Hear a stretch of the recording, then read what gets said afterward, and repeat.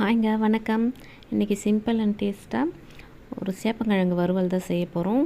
ரொம்ப ஈஸியாக செஞ்சிடலாம், டக்குன்னு செஞ்சிடலாம். இந்த மாதிரி செய்யும்போது சேப்பங்கிழங்கை நல்லா கழுவிட்டு குக்கரில் சேர்த்து கொஞ்சமாக தண்ணி, கொஞ்சம் உப்பு, கொஞ்சம் மஞ்சத்தூள் போட்டு ஒரே ஒரு விசில் விட்டு எடுத்துக்கலாம்.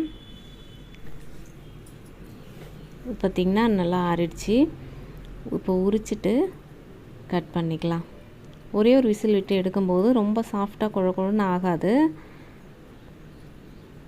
2-3 விசில் விட்டோம்னா பார்த்திங்கன்னா ரொம்ப வழுவழுன்னு ஆகிடும். அதுக்காக தான் ஒரே ஒரு விசில் விட்டு எடுத்து இந்த மாதிரி உரிச்சிக்கலாம். எல்லாத்தையும் இது போல் உரித்து எடுத்துட்டு நான் நீல வாக்கில் கட் பண்ணிக்கிறேன்.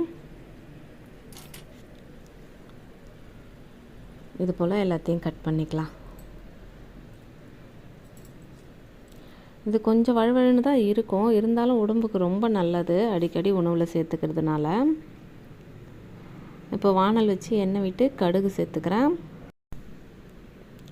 ஒரு 10 பல் பூண்டு நல்லா தட்டி சேர்த்துக்கலாம். கொஞ்சம் கருவேப்பிலை சேர்த்துக்கிறேன்.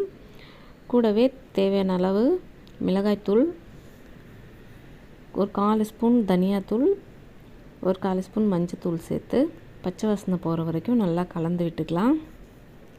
கூடவே இந்த காயையும் சேர்த்துக்கலாம். சேர்த்து நல்லா கலந்து விட்டுட்டு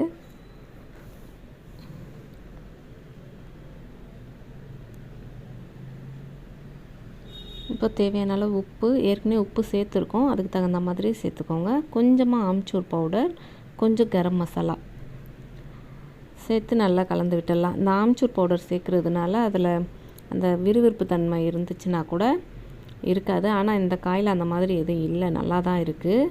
அந்த கரகரன்னு இருக்கிறதெல்லாம் இல்லை.